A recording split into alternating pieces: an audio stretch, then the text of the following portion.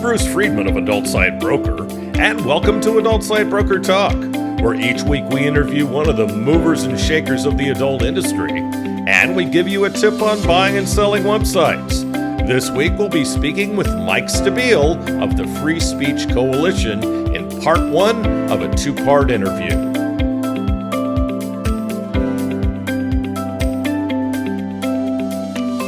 At Adult Site Broker, we're proud to announce our latest project, thewaronporn.com. You'll find articles from industry websites, as well as mainstream publications from around the world.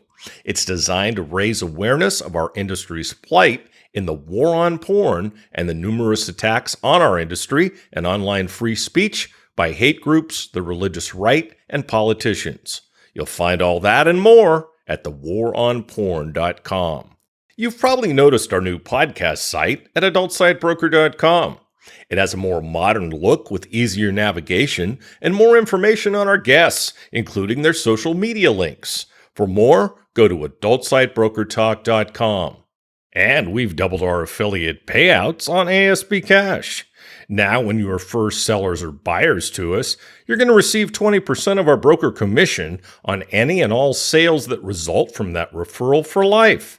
Check out asbcash.com for more details and to sign up. Now let's feature our property of the week that's for sale at Adult Site Broker.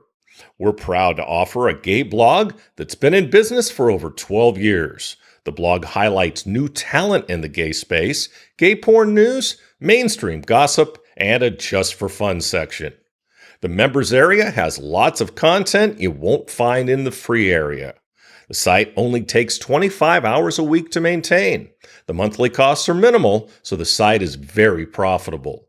There's an email list of over 29,000, and the site has over 165,000 social media followers. It has great potential for growth if it's purchased by a larger company or a small one where the owner will put in a little more time.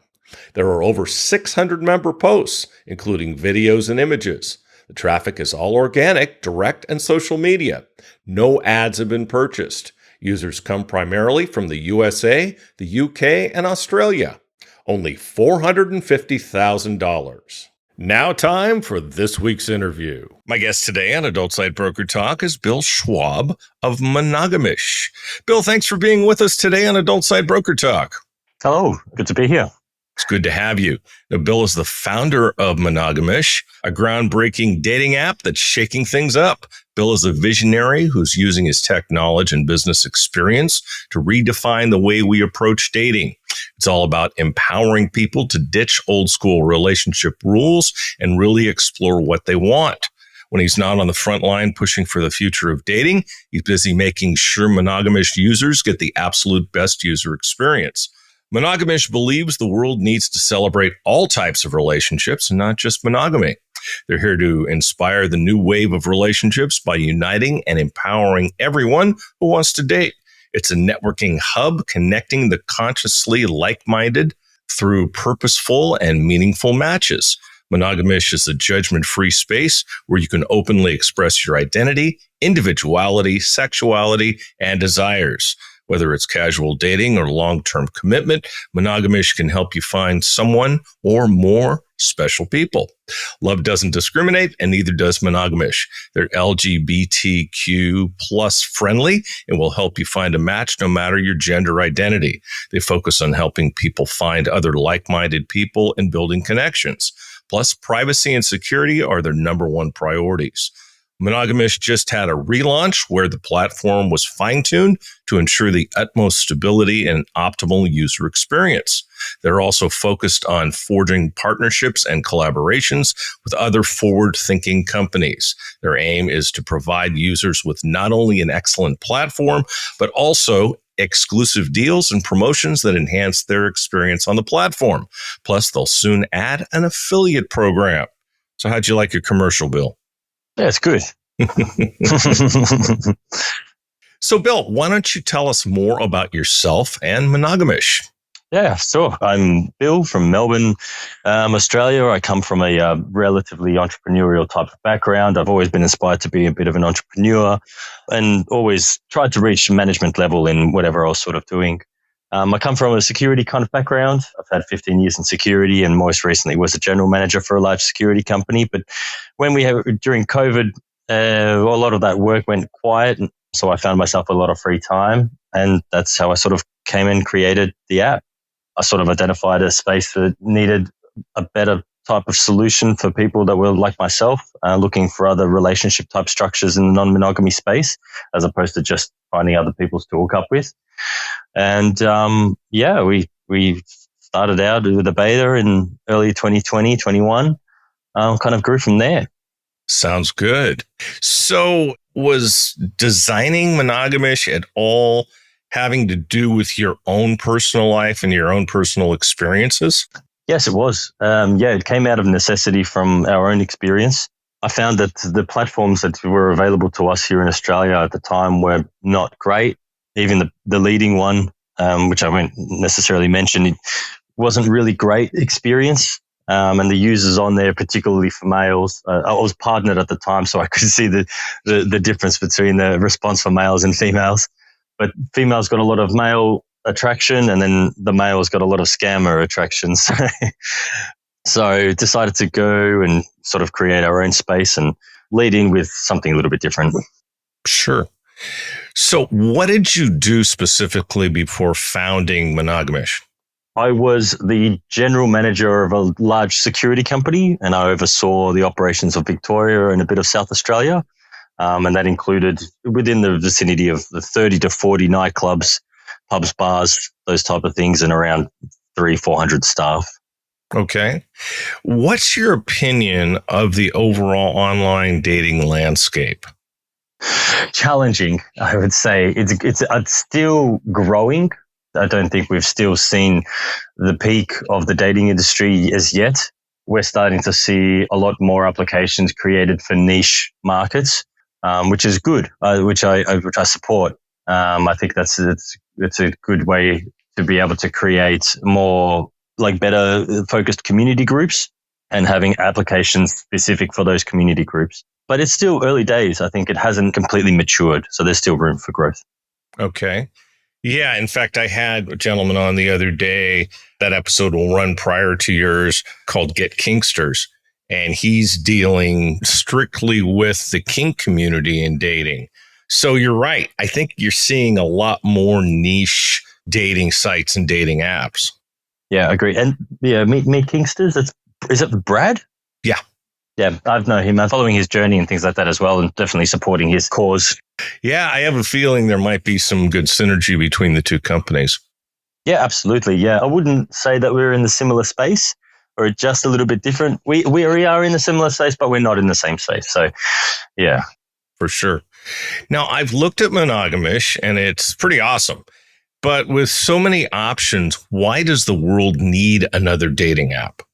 This is a good question, and I've been asked that a lot most recently. That's why I asked it. With commercial dating apps such as your big ones like Hinge, Tinder, and Bumble and all of those, and we've seen most recently, and I'll speak in particular to my demographic in the non-monogamous space, we've seen these larger apps adopt a feature where you can identify your relationship structure. So now in Hinge, you can, for example, mention that you're non-monogamous. But because of the application being so broad and so, I would say, targeted towards the general conservative and, monogamous folk, the people that identify as not monogamous can be quite shunned out or segmented out, and they're not necessarily tailored towards fostering a good experience to those users because it is a little bit different. They are more open, and so sometimes it can be not the great space to be on an app that's mostly conservative. So having an application that's specific for their demographic of users makes for a better user experience, makes for better connections, and just makes an overall better experience. What happens to people who, as you say, have different ideas on what dating and what relationships are all about? What actually happens to them when they're on a normal dating app? I mean, how are they shunned? Give me some examples. In my experience with being on the application, and in some that I've heard others as well, they'll match with their user and then not necessarily know what non-monogamy is. And then when asking about it, then try and say that it's a bad thing. So instead of being open and being, okay, respectful that this person's choosing a different type of lifestyle, they'd be shunned for it or even targeted and put down on the application. That's the worst case type of scenarios, but best case type of scenario is we've seen a lot of people and couples put ENM into their profile, so ethical non-monogamy. And when other users that don't know what that stands for, that acronym stands for, when you tell them, they just simply unmatch with you anyway. So it's a waste of time trying to find people on something that's generally targeted towards conservatives. Yeah, this is very true. Conservatives in the way of conservative types of dating and relationships. Yes, yeah, that's right. Okay. Not necessarily political conservatives. Let's make sure we're clear here. To our American listeners and such, yeah. So when we say conservatives, we mean something totally different. Yeah, that's right. God knows I'm not one. Although I believe that it really wouldn't surprise me if a lot of the people who are more open would be on the liberal side politically. Suppose so. I think a lot more of their values and things would align a little bit more with the open folk of the liberals. Yeah, for sure. So a few of the larger global dating platforms are trying to be more inclusive, as you mentioned, of different relationship types, including non-monogamy. Why do you feel it's important that this community has its own platform other than what you mentioned about potentially being shunned? The main reason would be for that space where you're finding other people that are like-minded. And for those that are in the non-monogamous space, they know that it's a different type of lifestyle. Once you sort of get into the space, there are a few things that you need to sort of learn and start putting into practice, being a little bit more open, being able to communicate a little bit better about how you're feeling, what's going on in your space right now. And so it gives us, or at least Monogamish, and this is what we're trying to do on our platform, the opportunity to educate our users around that space and provide educational pieces and articles and connections, podcasts and such that would be able to help our community in being able to communicate better and live a more rich non-monogamous lifestyle. That's something you wouldn't see on the larger dating apps because, again, they're not niched, so they're not targeted towards communicating these practices to our demographic. So when we talk about non-monogamy for the layman, which for the most part I am one, in that particular area, are we largely talking about a swingers lifestyle or is there something else? It's a bit something else. So monogamy in itself, it's not as, I would say, sexually active as a swingers lifestyle, although they're basically close to one another.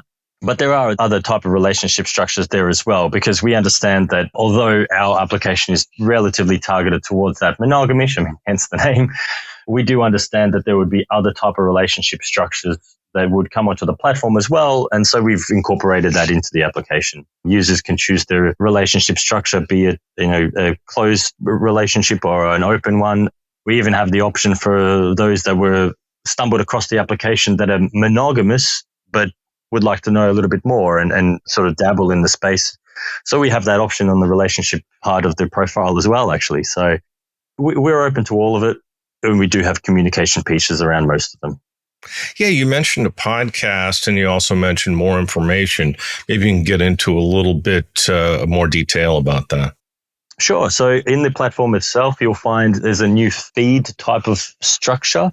You've got your traditional, swipe left, swipe right on viewing people's profiles, but there's a new tab there where we will incorporate a feed type thing. And in there, you will find links to educational pieces to people that have either been affiliated to us or we find a piece that might be useful and relative to our audience.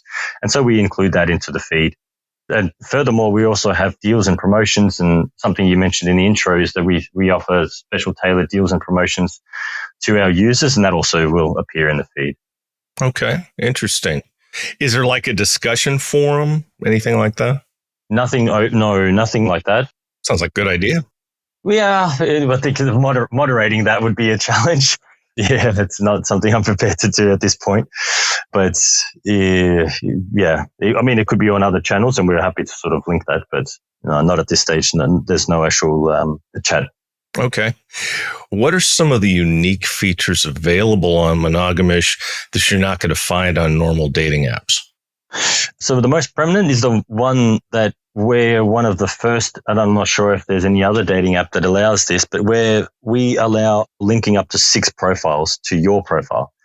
So in this way, something that a lot of people in the non-monogamous space have been advocating for a long time was that dating apps, and even the leading dating apps, only ever really allowed profile to link to one other profile.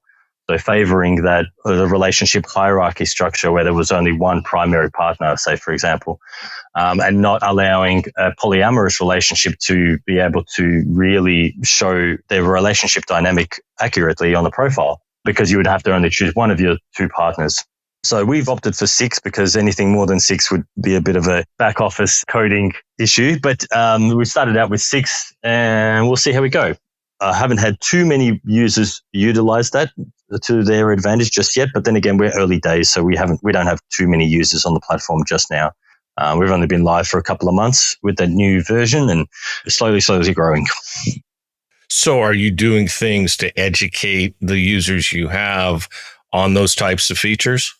We are, yes. That's exactly right. Yeah, we do. The educational pieces will come from, as I mentioned, all the partnerships and things like that we're working with other educators, and we're linking that to the application. So that's something as well that's not relatively seen in other applications.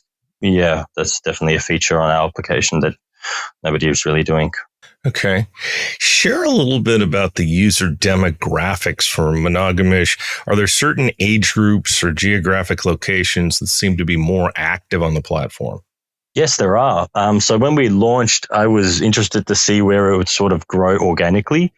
We held back doing any paid advertising and such. The main reason was because I bootstrapped this myself and I didn't necessarily have the funds to do paid advertising. But we launched it internationally, and the application's only in the English language, so that's a bit of a barrier for some of the other countries that don't have English as their first speaking language. But the US is definitely dominating, I would say, in the users. It's about 50% of our users are in the US, and it's generally East and West Coast. Other countries that come in close next are Australia, the UK, and Canada. And then you've got other countries like Germany and a few other Euro countries that have come in there as well. But it's mostly America, Australia, and UK.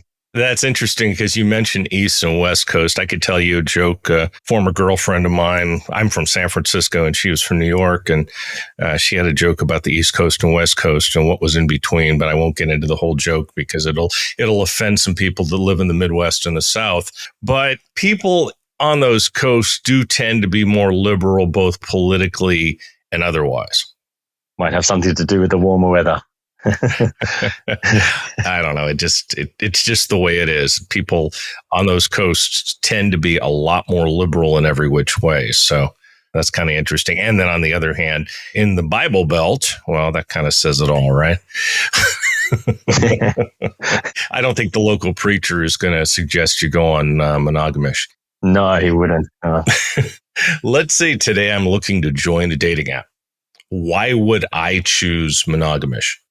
If you're non-monogamous, it's definitely the space you'd want to start. We're specifically tailored for non-monogamy. So all the communications is around healthy relationship structure around non-monogamy. We're not focused on a hookup type of culture. We're looking for longevity for our users. We're wanting to be in a space where if you're in the non-monogamous space, you're looking at Monogamish as an entry. At least that way, if you're an experienced user, you can link with other people that are on there. And if you're new to the space, if you're joining on, there will be not only are you going to meet other people in the non-monog space that would be able to help you learn and experience what non-monogamy is all about, but we do have healthy connections and offers and things like that to our users where we'll teach what it's like to live in a healthy and happy non-monogamous lifestyle. I wonder what would happen, and maybe you've already experienced it, where somebody who didn't know what Monogamish was signed up and they weren't necessarily in that type of lifestyle. I don't know. I haven't had any reports of this. I think if you don't raise an eyebrow at the word monogamish, I think you're definitely living under a rock. I think everybody, and this is what everybody's relatively told me, is they've always said, great name. Yeah, I was just going to say that. I love it. You kind of know that it's something that's got to do with a relationship and it's not about monogamy. So it's immediately there. And our onboarding process, it has everything, all the details as you're onboarding. So it would be very difficult to get to the point of swiping on profiles and not realizing that it's a space for non-monogamy. Okay. So how does Monogamish make the user sign-up process simple and welcoming for those who might be new to this type of dating app? So it's a pretty relatively comfortable UI and UX experience. We're not super quick in comparison to Tinder. I think you can get onto the platform and start swiping within seconds and without even having to upload many photos or details of your profile. But we vet every single profile before the other user is able to swipe on a profile. So the onboarding process communicates what the application's about, what the community is about, and what our rules and terms and conditions are. Then there's the section where you upload just a basic, so we need 4 photos and a minimum of 1 prompt. And something that's unique to ours is that you can create your own prompts as well. So we've seen on the other platforms like Hinge and Bumble where they've got the prompts, you can choose one and you're having to answer that prompt. What do you mean exactly by prompt?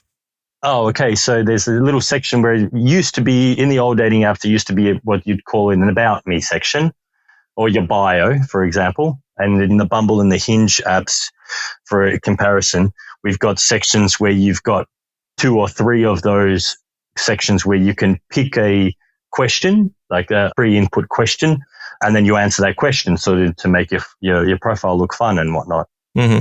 We have those. We've got a whole bunch of questions which you can use, but then at the bottom of that, you can actually make your own. So you can write your own, and then you write your own little prompts. Like, for instance? Yeah, let's say, for instance, you wanted to talk about how good it is you are at skiing, or I'm planning on going skiing in a couple of weeks, so that's why I'm thinking about skiing. But if you wanted to talk about how good you are at skiing and there wasn't necessarily a prompt for that, you could create your own. Interesting. Tell us more about the onboarding. Yeah, that's right. So then once you've passed with that, it will bring you to the section where you can start swiping on users, but those swipes and actions won't be delivered until such time as your profile is validated, because we manually validate each user. We don't use an AI we do them manually. And that way we found that that's the best way to ensure that we don't have any scammers and that every single person on the platform is a real user. That's good. I'm going to assume that you don't have fake profiles on there. No, absolutely not. Yeah, no. And that's why it's still really early days. We're finding users getting onto the platform, and it's not too many users in too many areas, particularly users such in Canada and these other countries like Germany and things like this. We'd get a lot of users come back, and I wouldn't say a lot of users, but I've had a couple of users email and saying, hey, there's not many people in my area, XYZ, are you new or what's going on? But we've only been a few months promoting the app and such. So it's very early days. We're still looking to reach that critical mass in certain cities and certain areas. I mean, when you're a new dating app, and like you said, you're getting people that are upset because there aren't people around you. I mean, how are you dealing with that? Just positively. I mean, we own it. There's no reason to hide for it. There's a good reason as to why we don't create fake profiles. And that, to me, that's just annoying. You're in the industry, so you would have seen that dating app. I won't mention it, but they got big problems. I mean, once they raised something like $200 million, and the whole time it was all fake. So, they're just wasting investors' money, and that's just not on. Yeah, I heard about that. Yeah, exactly. And that's just stuff you can't do, That doesn't mean they don't, but you shouldn't do that stuff. So how do you see yourself getting to, as you call, critical mass? Just organically, just naturally. These things take time. I'm happy to ride the wave and take time. I mean, in the non-monogamous space, being forward, open, and honest is valued so much. And that's what makes relationships work really well. And I feel if we don't approach that in the same way to our app and to our business, then what are we trying to teach and what are we trying to promote here? So absolutely no fake profiles. I'm happy to just take the time and build an app from the ground up. And if it takes us slower for us to get to critical mass, then it would. If we were to use fake profiles, then so be it. At this time, we're not heavily focused on monetization and such anyway. So, yeah, it's not a problem. Yeah, if you're starting a business and you expect to make money day one, don't start a business. Talk about fake profiles in the dating industry as a whole. What's your feeling about that?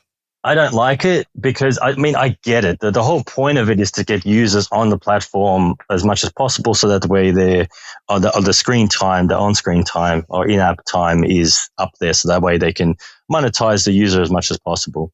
It's annoying. I get it. It's revenue raising and such, but it comes at a cost where users' experience is frustrating. Bad, yeah. Yeah. Me personally, in the non-monogamous space, I don't necessarily see long-term value in it because, and I'll explain, I'll give an example. In a monogamous relationship, when two people match, they generally delete any other dating apps, right? Because it'd be considered cheating and such if they're seen to be on the dating app. However, on the non-monogamous space, even users that match, they would generally still stay on the platform because they're still looking to find other fun and like-minded people to be able to possibly play in such a day with them anyway. So the lifetime value for non-monogamous users compared to monogamous users is better. So I'm aiming for a more better user experience on the platform where they're not having to match with fake profiles and not driving traffic down that path long term. To me, it's just dishonest. I mean, I know people that have such platforms. Obviously, I know a lot of people in dating. Like you said, I get why they do it. When I was single, I tried a hookup app once, and oh man, that was crazy. The supposed women that with these glamour shots that would contact you. I think a lot of guys, either because they're hopeful or because they're just plain dumb, don't get it. And most guys or all guys are horny. So, Yeah. And it's using that to their advantage, but in an unhealthy way, in my opinion. So we don't do that. There's other avenues and other ways in which we'll be encouraging users to come back to the platform. And that it ties into the educational pieces and fun stuff and socials and things that they will be organizing through the application. Yeah. And the bottom line is they should come there because they like it. So privacy is a big concern for people when they go about exploring their relationships and their sexuality.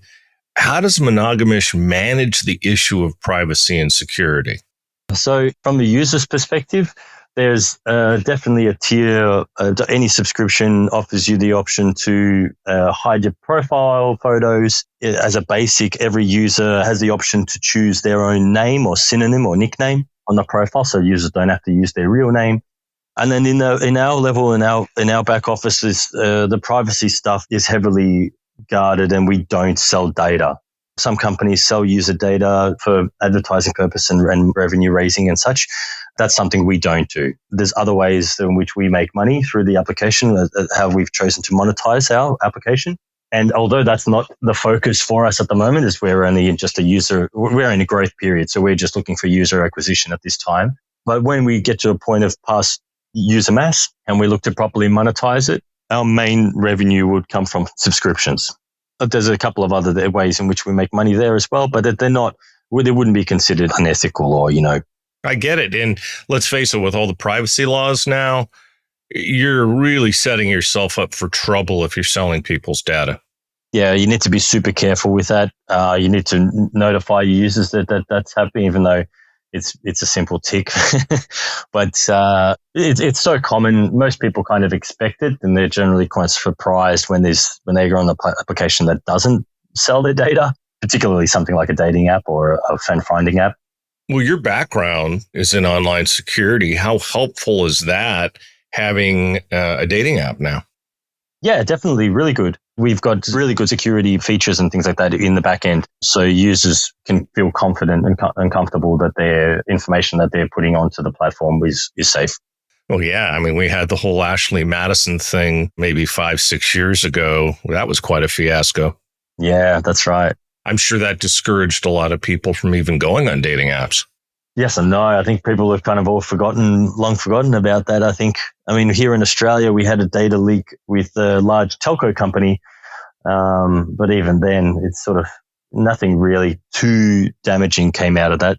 Yeah, well, there's all kinds of data leaks these days, and a lot of the companies were a lot bigger than Ashley Madison. So it's one of those things where there's bad people out there and they're targeting everything and everybody. There was one in the similar space. There was one for one of the apps called Fun. That's a threesome dating app, and that one got targeted most recently. I remember they'd somehow managed to log into their back office and then lock everybody out and then ask for a ransom so that way they could release the login. But they managed to work their way around it. So that's a good thing. I hate to see those ransoms paid.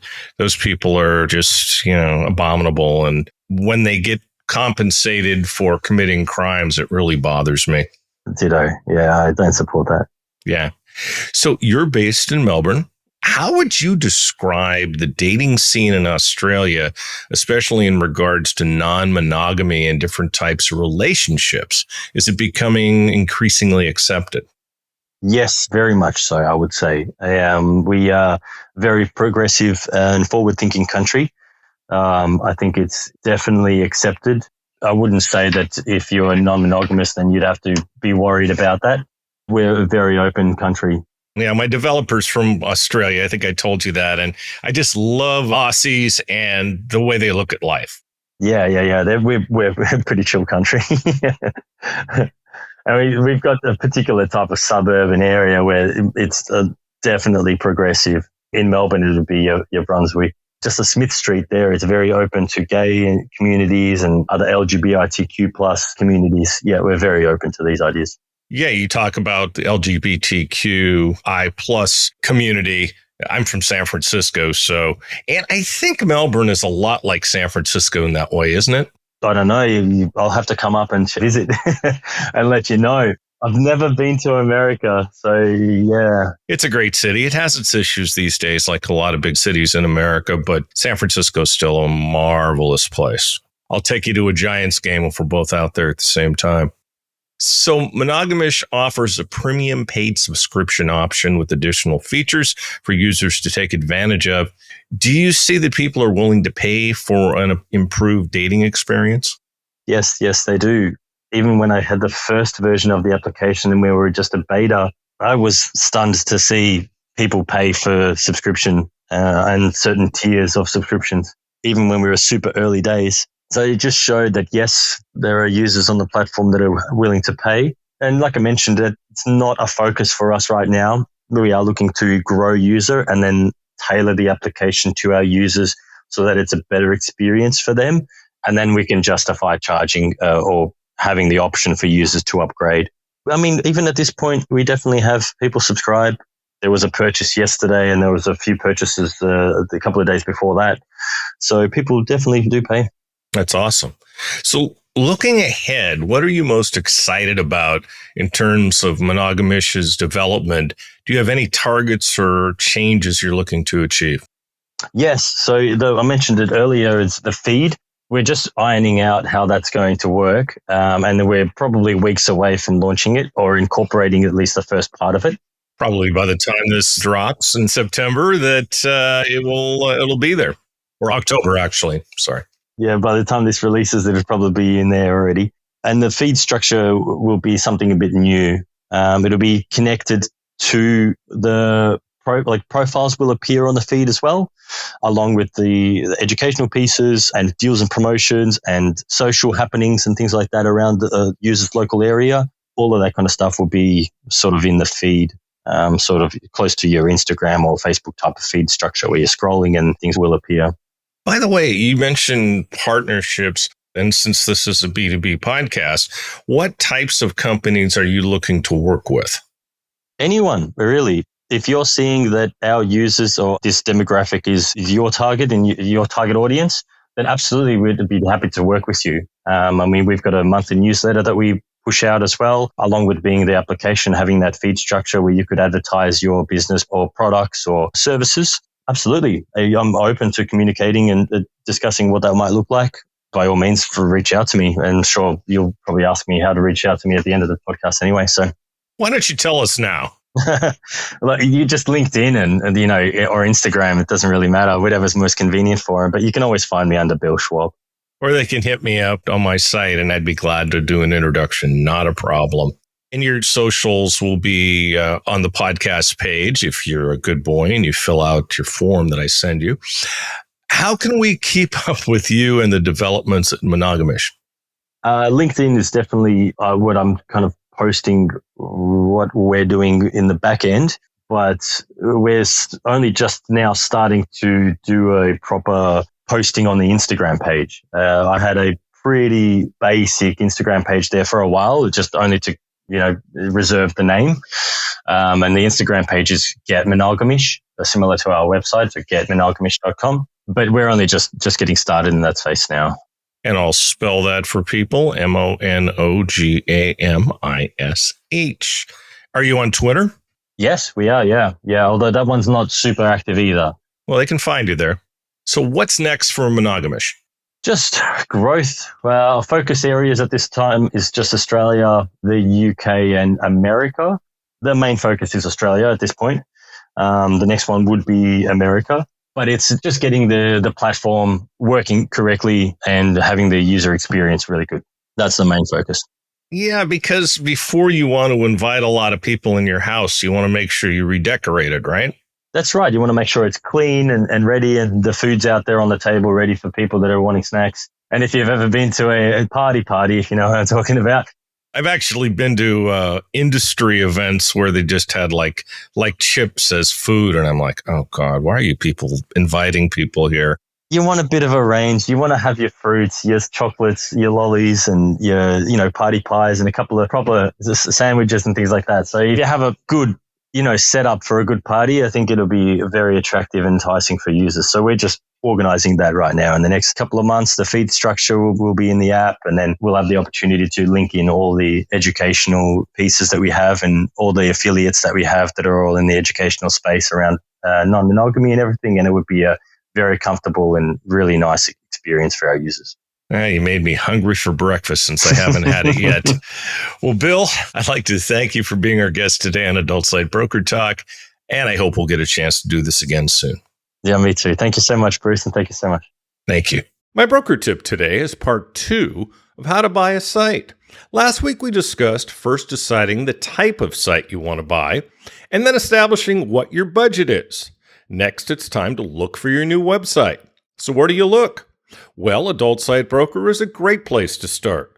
We always have a nice variety of website and non-website properties for sale, but if there's a particular type of site you want, we can also act as your buyer's broker to help you find just the right site. Other places to look are boards like xbiz.net and gfy.com, but to be completely honest, unless what you're looking for is a really low-end property, you're probably not going to find what you're looking for there. Of course, you could contact site owners yourself, but take it from someone who does it for a living. It's a major hassle, and it can be really hard to even find out who owns a site. Almost all adult sites use Whois privacy from their domain registrar, so when you send them an email, it will be an anonymous address, and in most cases, the emails aren't returned. We have a huge database of sellers and generally know who owns what. And if it's a website of note, if we don't know who owns it, we can usually find out. We'll talk about this subject more next week. And next week, we'll be speaking with writer Ralph Greco. And that's it for this week's Adult Site Broker Talk. I'd once again like to thank my guest, Bill Schwab. Talk to you again next week on Adult Site Broker Talk. I'm Bruce Friedman.